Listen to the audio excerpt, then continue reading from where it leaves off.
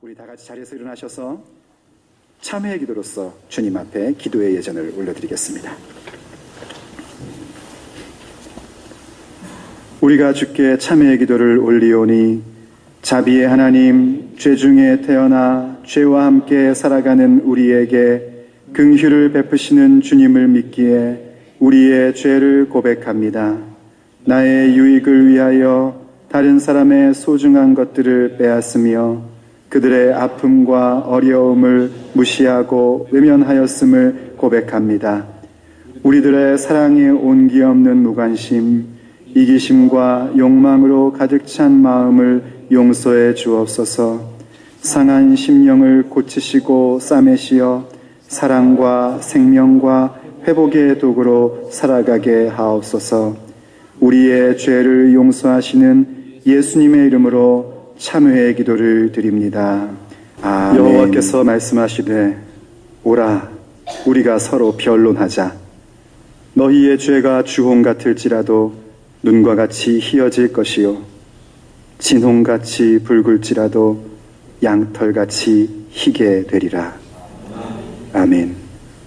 이에 우리의 신앙을 주 앞에 고백하오니 전능하사 천지를 만드신 하나님 아버지를 내가 믿사오며 그 외아들 우리 주 예수 그리스도를 믿사오니 이는 성령으로 잉태하사 동정녀 마리아에게 낳으시고 본디오 빌라도에게 고난을 받으사 십자가에 못 박혀 죽으시고 장사한 지 사흘 만에 죽은 자 가운데서 다시 살아나시며 하늘에 오르사 전능하신 하나님 우편에 앉아 계시다가 저로서 산자와 죽은 자를 심판하러 오시리라.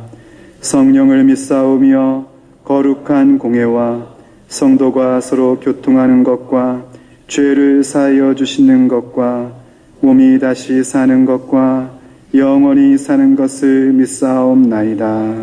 아멘. 오늘 하나님 말씀 에베소서 2장 14절에서 18절 말씀을 함께 보도록 하겠습니다. 에베소서 2장 14절에서 18절까지 말씀 제가 받들어서 봉독하겠습니다.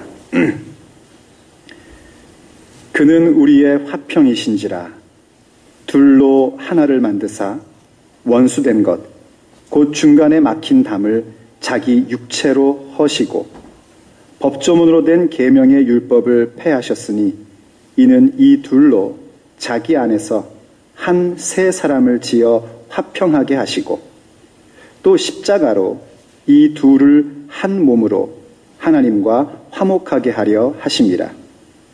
원수된 것을 십자가로 소멸하시고 또 오셔서 먼 데 있는 너희에게 평안을 전하시고 가까운 데 있는 자들에게 평안을 전하셨으니 이는 그로 말미암아 우리 둘이 한 성령 안에서 아버지께 나아감을 얻게 하려 하심이라. 아멘. 오늘도 주의 은혜가 여러분과 함께 하시기를 축복합니다. 성경에 보면 이런 말씀이 있죠. 아마 여러분 기억하시는 분도 계실 겁니다. 마른 떡 한 조각만 있고도 화목하는 것이 제육이 집에 가득하고도 다투는 것보다 나으니라 하는 얘기입니다. 화목함이 얼마나 중요한지 마른 빵 하나밖에 없는 그런 상황일지라도 화목하면 괜찮고 아무리 많은 것이 있고 막 냉장고, 냉동고가 막 넘치도록 무언가가 있어도 화목하지 않으면 그 모든 모습들이 결국 지옥과 같은 그런 모습이라는 것을 얘기하는 것이죠. 정말 한 가정이 또 부부가 이렇게 화목하다면 얼마나 기쁘고 아름다운 모습입니까? 요즘 힘들다, 어렵다, 경제적으로 문제가 있는 시대이다. 또 우리 교우들 가운데에 개인적으로 또 가정적으로 여러 가지 넘어야 할 산들, 풀어야 할 숙제들 많이 있지 않습니까? 그럼에도 불구하고 부부가 또 부모와 자녀가 서로 화목하다면 그 어렵다 하는 것들, 그 힘들다 하는 것들이 결코 문제가 되지 않고 그것을 잘 넘기며 살아갈 수 있을 것입니다. 그렇지만 우리 집에 아무 문제도 없어. 우리 집엔 재산도 있고 먹을 것도 많고 괜찮아 하는데 만약 가족의 구성원이 서로 다투고 부부가 서로 보기만 하면 웬 왼수인가 이런 생각이 들고 자식을 볼 때에도 저게 자식인지 왼수인지 하는 생각을 갖고 있다면 결탄코 행복할 수 없을 것입니다. 저는 여러분들의 가정이 전부 다 부하든지 가난하든지 혹은 마른 떡밖에 없든지 제육이 가득하든지 화목할 수 있기를 축복합니다. 화목하면 됩니다. 그런데 이 얘기는 한 가정에 대한 얘기만이 아닙니다. 우리에게 하나님께서 허락하신 또 하나의 가족인 교회도 마찬가지입니다. 하나님께서 우리에게 예수 그리스도를 주시고 예수 그리스도를 믿음으로 말미암아 하나님의 자녀가 되었다 하는 것을 교회를 좀 다녀본 사람이라면 다 알고 있고 고백하는 내용들입니다. 그런데 그 얘기의 다른 측면은 무슨 얘기인가?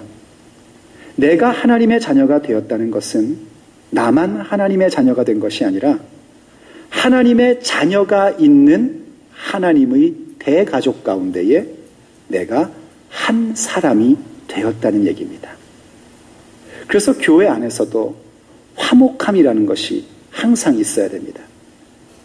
화목함이 있으면 교회가 어려움을 만나고 문제가 생겨도 그것을 극복하고 이겨나갈 수 있는가 하면 아무리 교회가 많은 것을 갖고 있다 할지라도 화목함이 없다면 그것은 더 이상 교회의 모습이라고 할 수 없을 것입니다.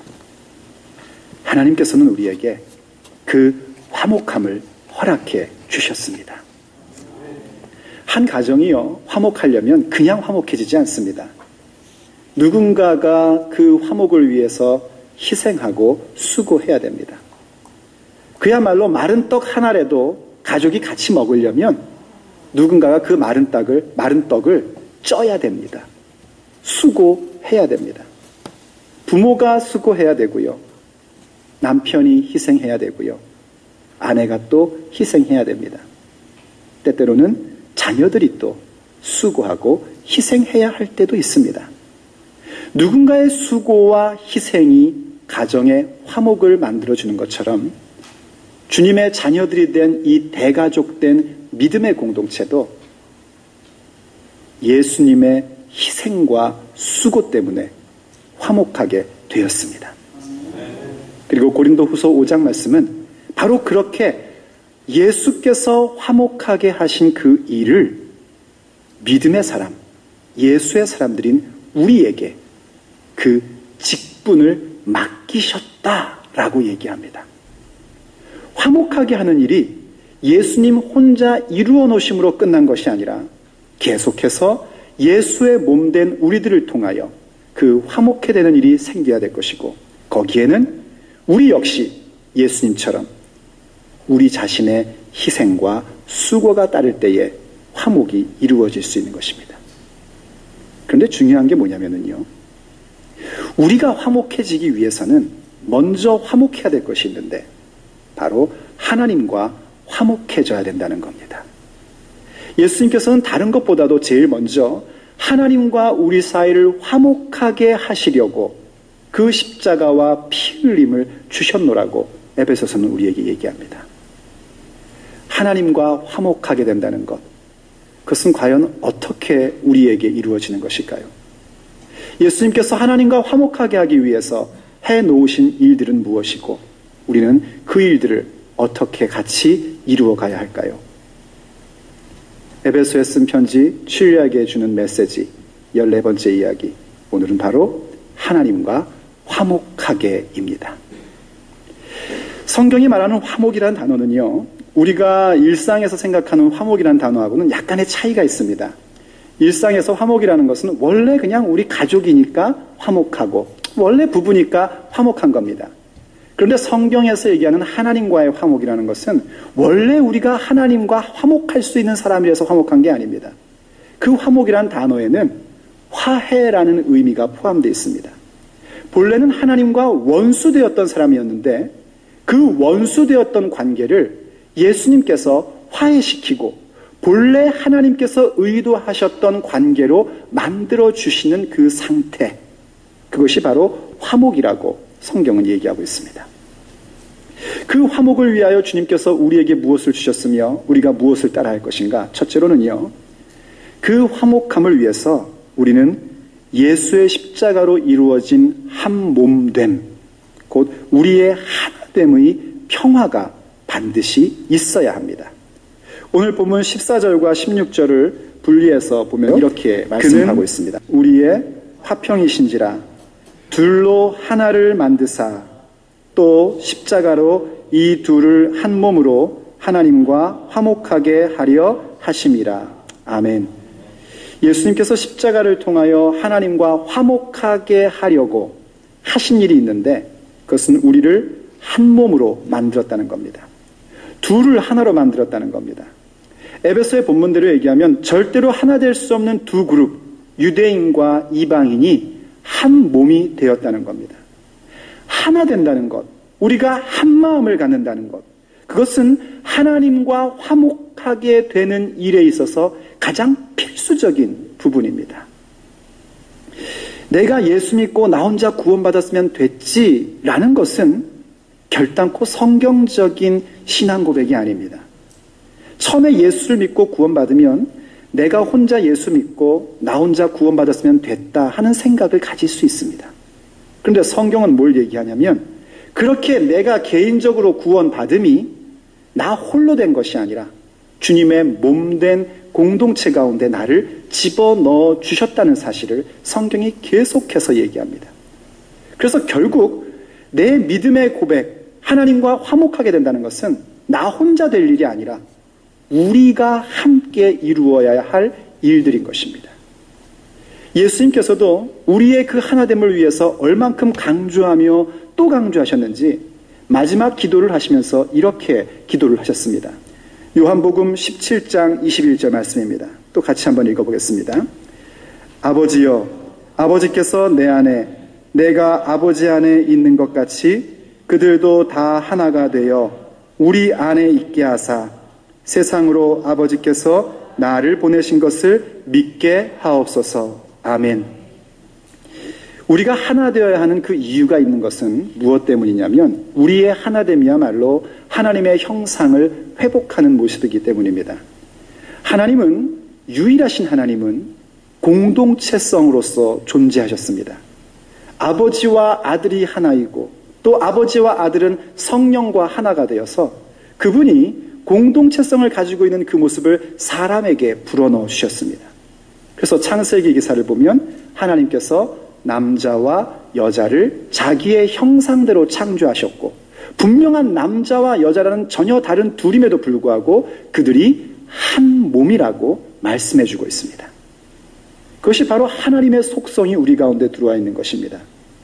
그래서 예수님께서 아버지께서 내 안에 내가 아버지 안에 있는 것 같이 그들도, 바로 우리들도 다 하나가 되어서 하나님과 예수 안에 있게 해달라는 겁니다. 우리가 하나 되지 않으면 예수 안에 있다는 것이 사실은 반쪽짜리이고 어떻게 보면 거짓일 수 있는 겁니다. 예수님은 분명히 우리가 하나가 되어서 예수 안에 들어오게끔 하라고 그렇게 주 앞에 기도했습니다. 그만큼 하나됨만이 하나님과의 화목의 길로 갈 수 있는 겁니다. 그리고 하나님, 예수님께서는 바로 그 하나됨을 주기 위해서 17장 22절에서 이렇게까지 말씀을 하십니다. 다시 17장 22절 같이 한번 또 읽어보죠. 내게 주신 영광을 내가 그들에게 주었사오니 이는 우리가 하나가 된 것 같이 그들도 하나가 되게 하려 함이니이다. 아멘. 예수님께서 우리에게 뭘 주셨냐면 예수님의 영광까지 주셨답니다. 예수님의 영광. 그 놀라운 영광을 우리에게 주셨는데 그 영광을 주신 이유도 뭐냐면 아버지와 예수님께서 하나인 것처럼 그들도 다 하나가 되도록 우리들도 하나가 되게 하려고 예수님의 영광을 주셨단 말입니다. 여러분은 하나님의 자녀이십니까? 예수님을 믿으십니까? 예수님을 믿으면 누가 뭐라고 그래도 하나님의 자녀입니다. 그것이 바로 주님으로부터 부여받은 예수 그리스도의 영광입니다. 유일하신 하나님의 아들이신 예수님의 영광이 우리 가운데 임함으로 인하여 내가 하나님의 자녀가 된 겁니다. 그런데 그 영광을 주신 목적도 어디에 있는가? 바로 우리를 하나가 되게 하려고 그 영광을 주셨다는 겁니다. 그리고 계속해서 주님은 이렇게 기도하셨습니다. 17장 23절 말씀 또 같이 읽어보죠. 곧 내가 그들 안에 있고 아버지께서 내 안에 계셔서 그들로 온전함을 이루어 하나가 되게 하려 함은 아버지께서 나를 보내신 것과 또 나를 사랑하신 같이 그들도 사랑하신 것을 세상으로 알게 하려 함이로소이다. 또 아멘. 주님께서 그 하나 되게 하신 이유에 대하여 분명하게 말씀하시는 게 뭐냐면 아버지께서 나를 보내신 것, 예수님 보내신 것과 또 아버지께서 예수님을 사랑하고 계시는 것들, 그리고 우리를 지금 사랑하고 계신다는 그 사실, 우리가 하나님께 사랑받는 사람이라는 사실을 누가 알게 되냐면 세상이 다 알게 되기 위해서 우리를 하나 되게 하라고 그렇게 말씀해 주십니다. 그만큼 우리의 하나됨은 선택 과목이 아니라 필수적입니다. 여러분이 정말 가정에서 그 가정이 영적으로 하나가 되어야 되고 교회에서 하나가 되어야 됩니다. 그렇게 하나됨이 있을 때 우리는 비로소 하나님의 사랑받는 자임을 모든 사람들에게 나타내 보일 수 있는 것이고 예수 그리스도의 영광을 받고 있다는 사실의 의미를 알게 되는 거며 하나님의 형상을 닮았다는 것이 과연 무엇인지 분명하게 확인하게 되는 것입니다. 그리고 그 일을 통하여 우리는 하나님과 화목되게 되는 것입니다. 예수 믿으면서 하나님과 화목하지 않는다면 무슨 의미가 있겠습니까? 하나님과 화목되려면 우리가 하나가 되어야 합니다. 예수님께서 그 십자가를 통하여 우리를 하나로 만드셨습니다. 바로 이렇게 그렇기 때문에 우리가 이제 또 한 가지 가져야 할 생각이 있습니다. 우리를 한 몸으로 하나님과 화목하게 되는 그러한 모습을 가지려면 꼭 기억해야 될 것이 있는데 그것은 바로 신앙의 고정관념을 부수어야 합니다. 신앙의 고정관념을 무너뜨려야 됩니다. 우리가 믿음의 삶을 살다 보면은요, 신앙의 원칙이라는 게 생깁니다. 그런데 때로는 그 신앙의 원칙이 신앙의 고정관념으로 바뀔 때가 있습니다. 원칙은 생명을 주지만 신앙의 고정관념은 우리에게 죽음을 줍니다.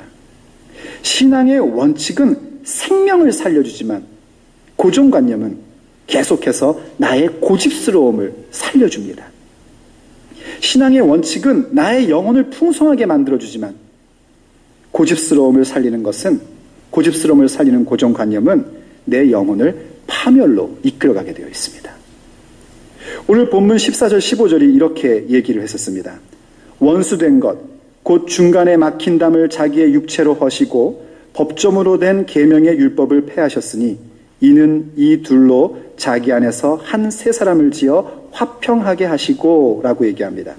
이 두 그룹, 두 사람, 전혀 하나가 될 수 없는 이 두 그룹이 하나의 세 사람이 되어서 화평하게 되는데 거기에 무슨 일이 있었냐면 예수님께서 중간에 막힌 담을 자기의 육체로 허셨고 법조문으로 된 계명의 율법을 폐하셨다라고 얘기를 합니다.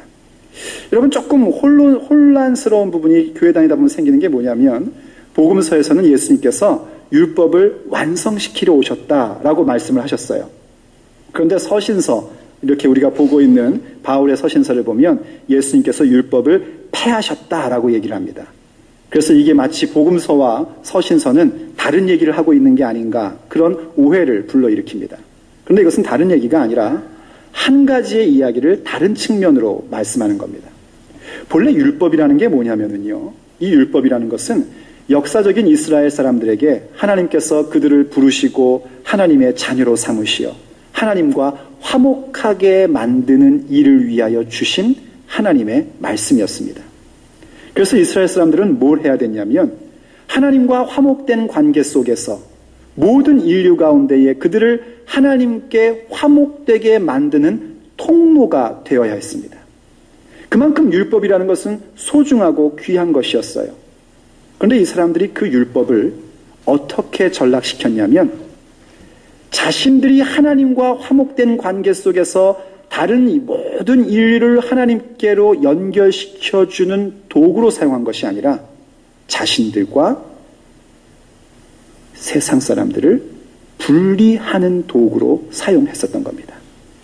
예를 들어서 안식일에 대한 것이 있었다면요, 유대인들에게 하나님께서 이스라엘에게 안식일을 제정해 주신 것은 그 안식일에 있는 정신인 하나님의 창조와 구원에 대한 믿음을 가지고 모든 사람들로 하여금 그 구원과 하나님의 생명 가운데에, 하나님의 창조의 사역 가운데에 들어오게 하시려는 목적이 있었습니다.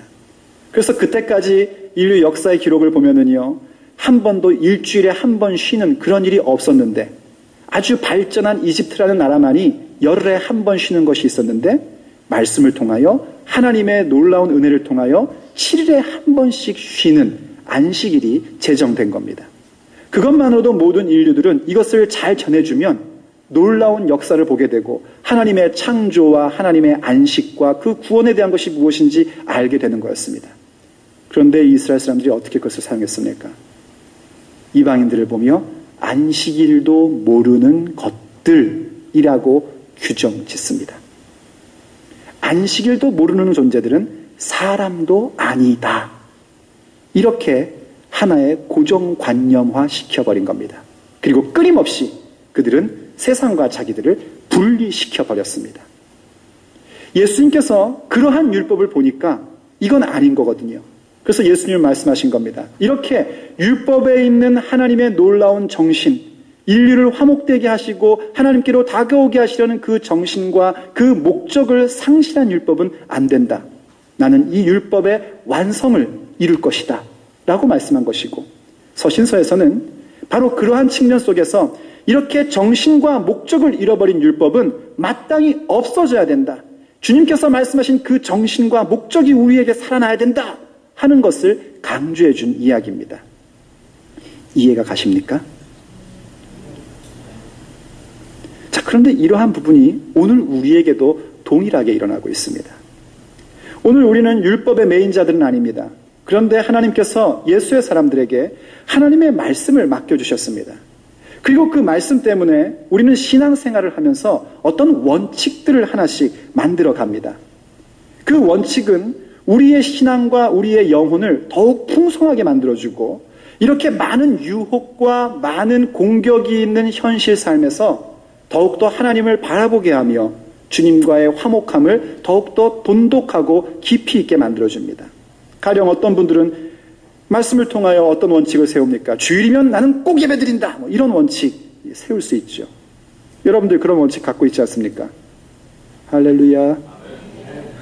또 어떤 분들은 그런 원칙이 있습니다. 나는 꼭 새벽 기도한다. 새벽 기도해서 하나님과의 그런 깊은 교제를 갖겠다. 그런 원칙도 갖고 계시지 않습니까? 또 어떤 분은 나는 꼭 11조를 한다. 그래서 나는 나의 경제가 하나님 거라는 걸 인정한다. 그런 원칙도 생길 수 있습니다. 또 어떤 분은 나는 하루에 꼭 30분씩은 성경을 반드시 읽고 묵상한다. 여러분이 한 곳에서도 긍정의 표정을 안 짓는 이유가 뭔지는 잘 모르겠지만은요, 우리가 그런 믿음의 원칙들을 세우며 살아갑니다. 이것은 참 좋은 일입니다. 중요한 것은 이 원칙이 언제든지 나를 향한 기준과 원칙일 때에 내게 있는 예수의 생명을 더욱더 풍성하게 하고, 그리고 모든 사람들을 하나님께로 인도하는 통로되는 삶, 균형 잡힌 성숙한 믿음의 사람으로 만들어줍니다. 물론 이때에도 세상에 속한 사람들과는 분리가 됩니다. 근데 그때의 분리는 내가 한 분리가 아니라 세상에 속한 사람들이 생각하며 갖는 마음입니다. 저 사람은 왜 저렇게 다를까? 저 사람들은 도대체 무엇 때문에 저런 다른 모습을 갖고 사는 것일까? 나 같으면 저기서 이렇게 뒤통수를 사람을 쳐가지고 넘어갈 텐데 왜 저 사람은 그냥 자기가 당하고 살까? 그래서 뭔가 하나님을 찾는 사람들, 혹은 자기의 인생을 좀 더 진지함 가운데서 살고자 하는 사람들에게 좋은 모범이 되고 길잡이가 되는 겁니다. 그런데 문제가 뭔지 아시죠?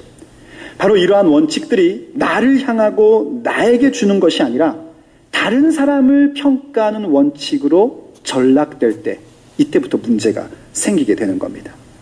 뭐라고? 새벽 기도도 안 해? 뭐 예수 믿으면서 새벽 기도도 안 한단 말이야? 그건 이해가 안 돼. 이런 말을 서슴없이 하는 겁니다. 뭐라고? 예배를 안 드려? 뭐라고? 기도를 안 해? 했죠 아까. 성경을 안 읽어? 어떻게 성경을 안 읽을 수가 있어? 뭐라고? 11조를 안 해? 웃긴다 진짜.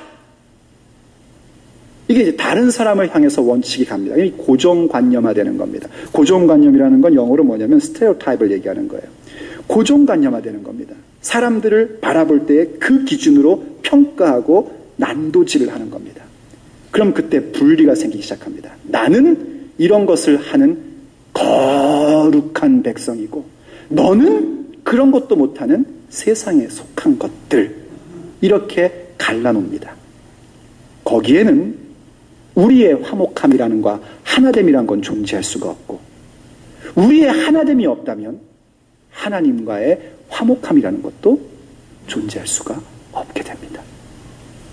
그래서 여러분, 우리의 속에 있는 그 모든 고정관념 폐기시켜야 됩니다. 나를 향한 원칙으로 나를 쳐서 복종시키는 데는 사용할진정 내 곁에 있는 사람들을 바라보는 기준으로 삼으면 그것은 반드시 우리를 파멸로 이끌어갑니다. 생각해 보십시오. 그 아름답고 소중한 율법조차도 그 정신과 목적을 잃어버렸을 때에 주님은 자기의 몸으로 그것을 허물었다고 그렇게 성경이 우리에게 얘기합니다. 하물며 우리가 가지고 있는 원칙이나 기준이라는 것들이 그 정신과 목적을 잃어버린다면, 나를 더욱더 주님 앞에 온전케 세우기 위한 것으로 사용되지 않는다면 마땅히 무너뜨려야 합니다. 그때 비로소 우리는 하나님과의 화목함으로 들어갈 수 있는 겁니다. 자, 그런데 여기서 또 하나 아주 주의해야 될 부분이 하나 있습니다. 신앙의 고정관념을 부수고 다른 사람에 대해서 열린 마음을 가져야 된다, 이러한 얘기가 잘못 생각하면 모든 죄까지 포용해야 한다는 착각을 사람들이 가끔씩 갖습니다. 요즘 현대 교회가 그런 착각을 갖고 있습니다. 뭐 잡혀가도 제가 할 얘기는 해야겠는데, 가령 동성애도 포용해야 된다, 이런 거라든지, 혹은 다른 종교도 우리가 포용해야 된다 하는 얘기입니다. 예수를 모르는 사람이 들으면 그럼 좋은 얘기지, 좋은 게 좋은 거 아니겠어? 교회가 다 포용해야지. 하지만 성경 어디에도 그러한 것들을 포용하라고 얘기한 적은 없습니다. 주님께서 죄인을 포용하시는 것은 회개하는 죄인을 포용하시는 것이지 회개치 않는 죄인을 포용하신 적이 없습니다. 회개치 않는 존재에게는 경고가 있을 뿐이고 그 경고에도 돌아오지 않을 때에는 징계만이 남을 뿐입니다. 하나님은 사랑이시지만 하나님은 공의로우십니다. 그래서 우리가 알아야 될 게 뭐냐면, 우리가 정말 고정관념을 부수고 모든 사람을 포용하는 그 일에 있어서 집중해야 될 것은 한 성령 안에 동일한 평안을 간직한 사람 되는 것에 집중해야 됩니다. 그냥 너는 너대로 나는 나대로 서로 좋다가 아니라 한 성령 안에서 동일한 평안을 사모하고 그러한 사람됨에 대하여 집중하는 모습을 가져야 돼요. 오늘 본문 17절 18절이 그렇게 얘기합니다. 17절 18절 같이 한번 읽어보도록 하죠.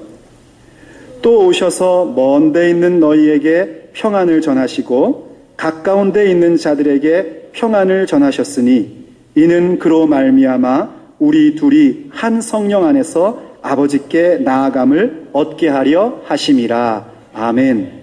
여기서 얘기하는 평안은 무슨 평안이겠습니까? 두말할 것도 없이 하나님의 평안, 위로부터 임한 평안입니다.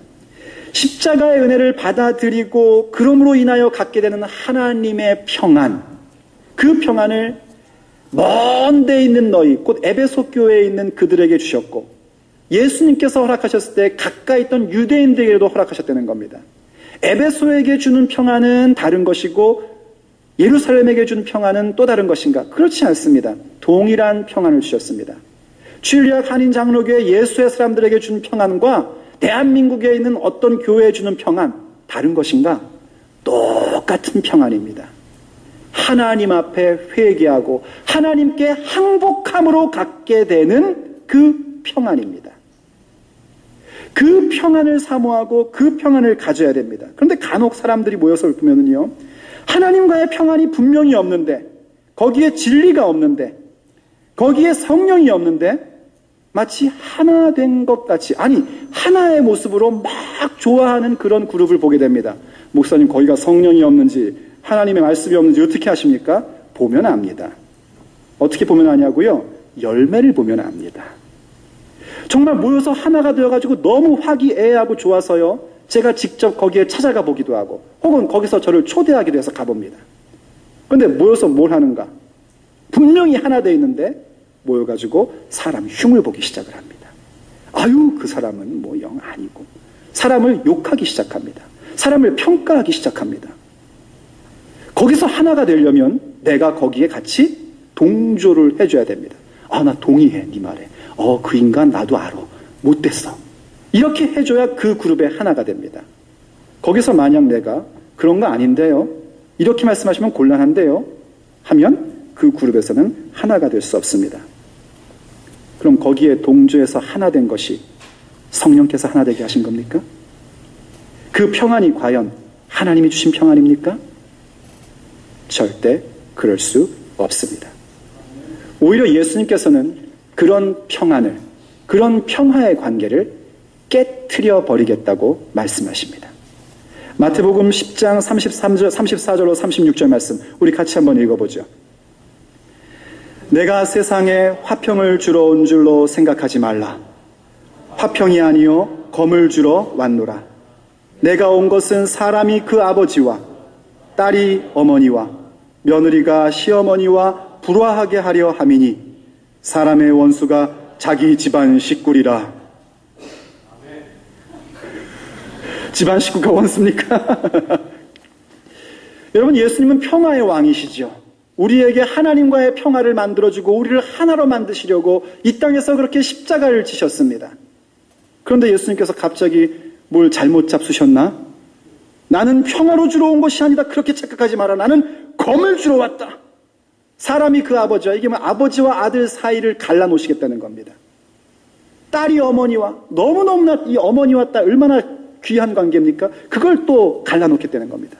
시어머니와 며느리 관계도 갈라놓겠답니다. 이 관계는요, 인간의 타락한 죄 때문에 서로 안 좋아질 수는 있을지언정 가장 좋은 관계입니다. 시어머니와 며느리 관계도 아주 좋은 관계입니다.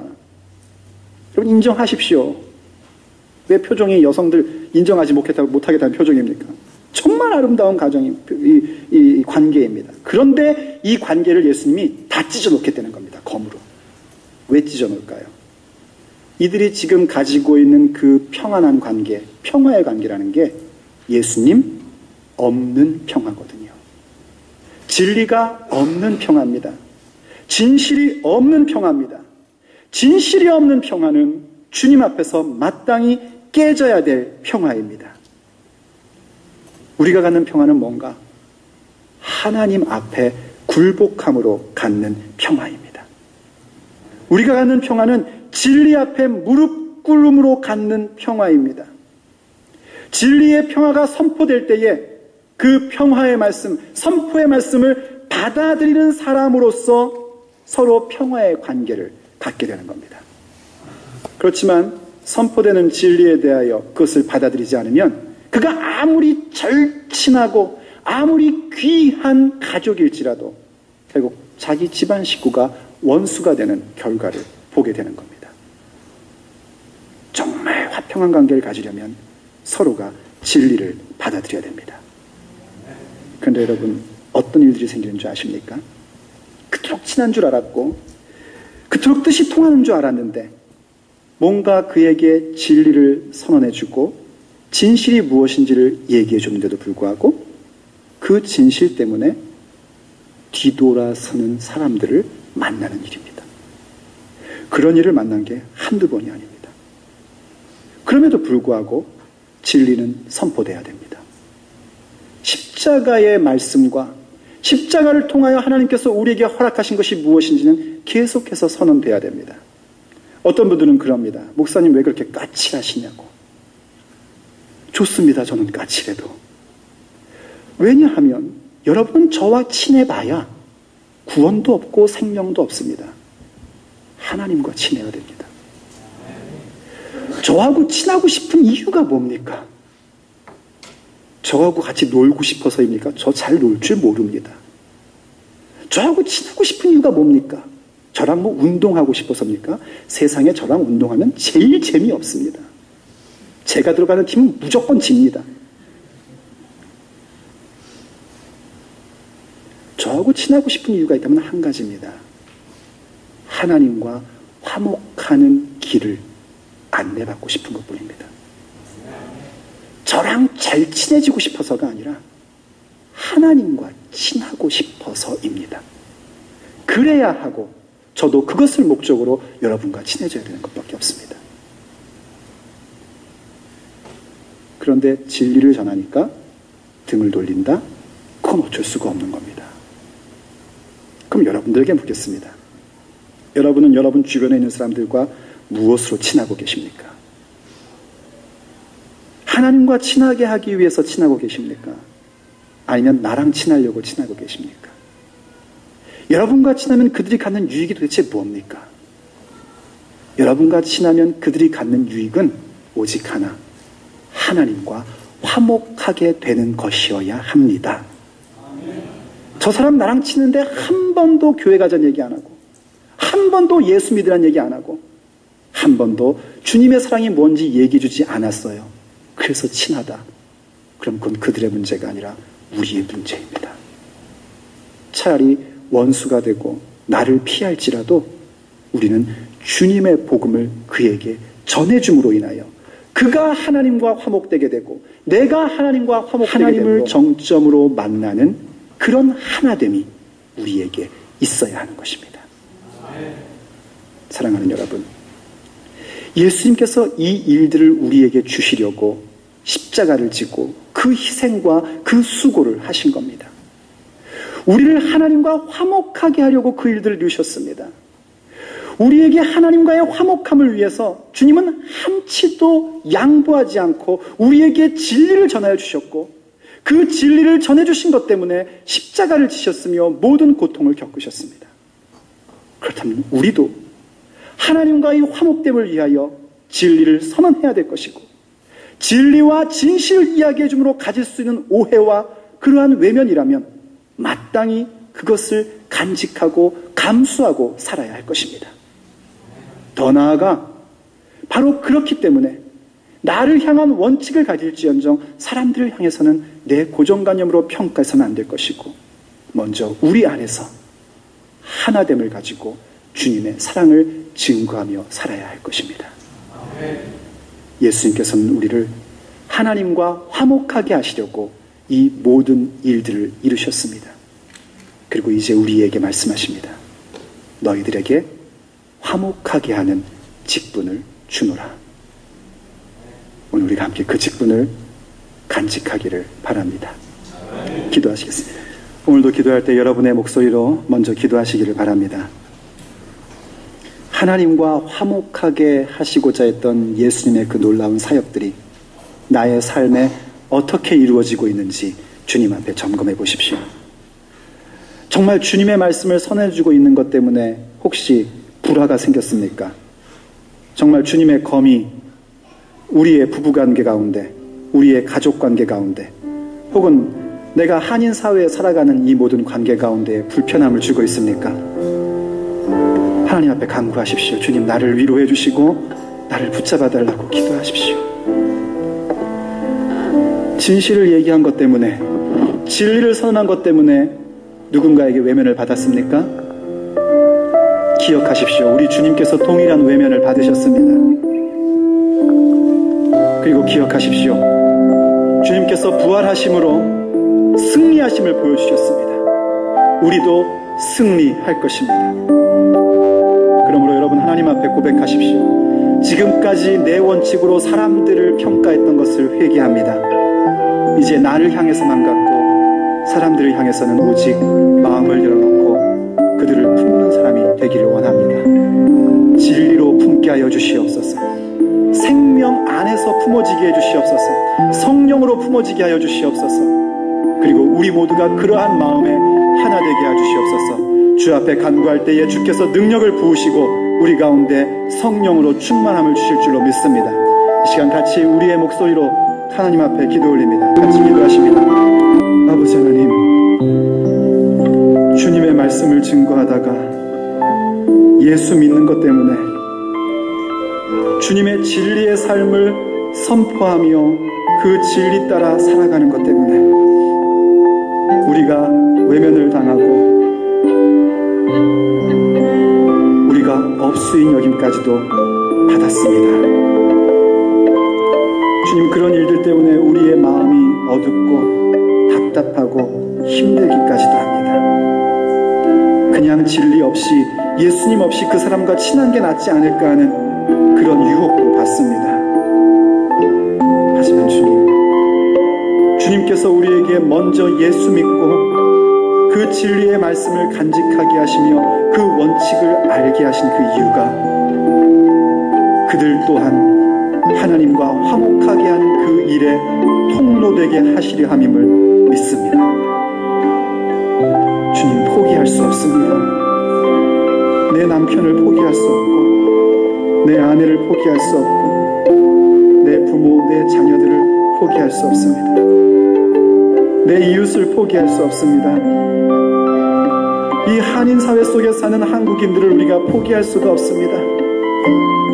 주님 없이 친한 것 아무 의미 없고 주님으로 인하여 검이 임할지라도 그 이후에 오는 화목됨이 있어야 할 줄로 믿습니다.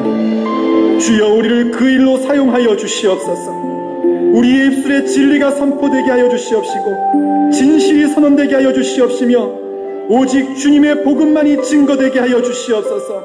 그 일을 통하여 주님, 저들의 마음 가운데에 혼돈이 오게 하여 주시옵시고 저들의 마음 가운데 갈등이 오게 해주셔서 저들도 우리처럼 주님과의 화목되는 그 일로 들어오게 하여 주시옵소서.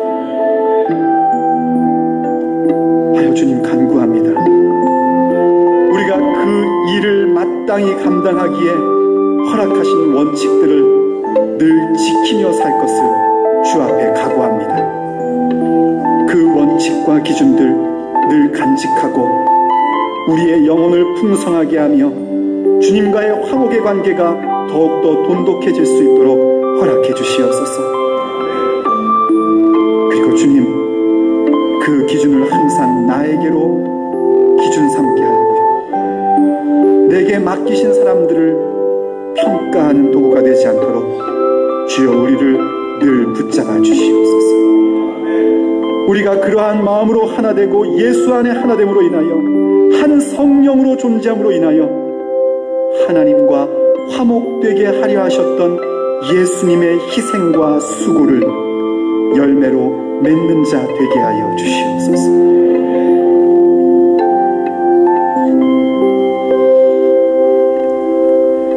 이 시간 누군가 화목되지 못한 것 때문에 가슴 아픈 사람들이 있으면 가슴에 손을 얹으십시오.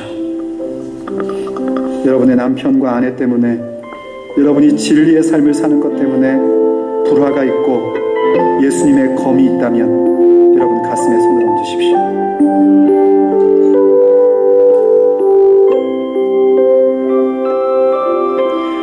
또 오늘 선포되는 말씀이 하나님께서 나에게 주신 말씀임을 확증하고 싶어 하나님의 기적이 요구되는 사람은 그 기적이 요구되는 자리 가운데에 손을 얹고 그 기적이 요구되는 자리를 생각하십시오.